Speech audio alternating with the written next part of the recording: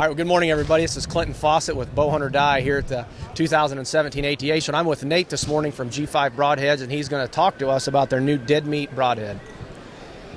Yeah, it's a couple years in development. It's a 3-blade, all steel, like we've always been. And it's a rearward sliding broadhead. This is not it. This is a 3-times size plastic version. But it's a rearward sliding 3-blade. Just like the T3, but what the new thing for this year is the retention system. You know, we've in the past, guys have asked, well, how do you know if that's clipped in, if it was the Havoc or the spider clips on the T3? And it wasn't real intuitive and simple. So we basically built a ball and socket kind of system we call the snap lock. So basically, you just push the blade forward, swing it down, and push till you hear the snaps right in. Yep. Right. The cool thing is it takes half the amount of force to put it in than it does for the target to push it out. So it's a little safer and that sort of thing, you know, when the blades are sharp. And just like the T3, we have, you know, replaceable clip. You'll be able to get about 6 to a dozen shots in the foam with this. So it's not a one-shot deal, but there are extras in the package. And then the back piece unscrews. So that way you can actually take the blades out. You probably spend a little bit more time cleaning the flesh and that sort of thing off a kill. But the blades are 42 thousandths thick, so they're actually a little thicker than we have in the past. Where are you making the blades at? Everything's made in the U.S., and everything's stainless steel, heat treated differently to do different things. You should be able to get multiple kills with it if you want. And the clip and everything goes back together quite nice.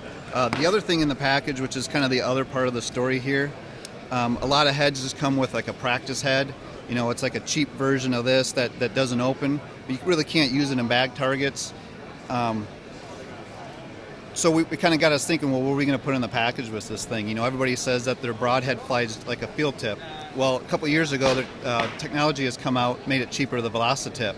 You can actually measure the amount of drag that a broadhead has in different broadheads versus a field tip. So you can actually measure the difference, and it's quite a big difference. So broadheads really don't fly. Some fly more like the others, but the field tip is quite different. So we actually developed what we call the BMP, and it stands for ballistically matched point. And what we were able to do is actually, with the wind tunnel and just different testing, is be able to make sure that the head-on drag and the crosswind drag is within 3% of this head. So you can have a head that's not quite as cheap as a field tip, and it'll probably cut up a foam target a little bit more than a field tip, but you can shoot these in any target. You can launch them down 60, 80 yards, and when you screw on that broadhead, that dead meat, it's going to fly exactly the same.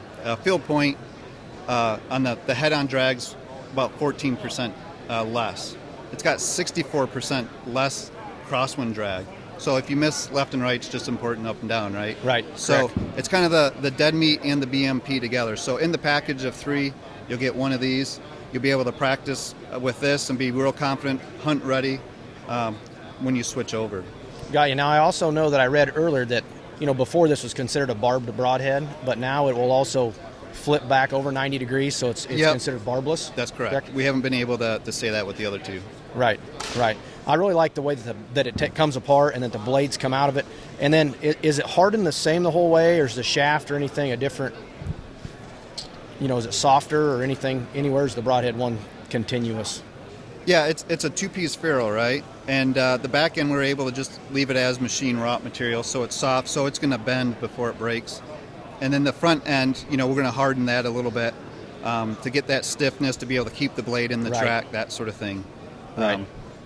And also, because the rear end basically comes off, we're able to have 100, 125 grain standard 832 thread, but then also now this year deep 6, 100 grain version as well. And there's crossbow models as well. Sweet.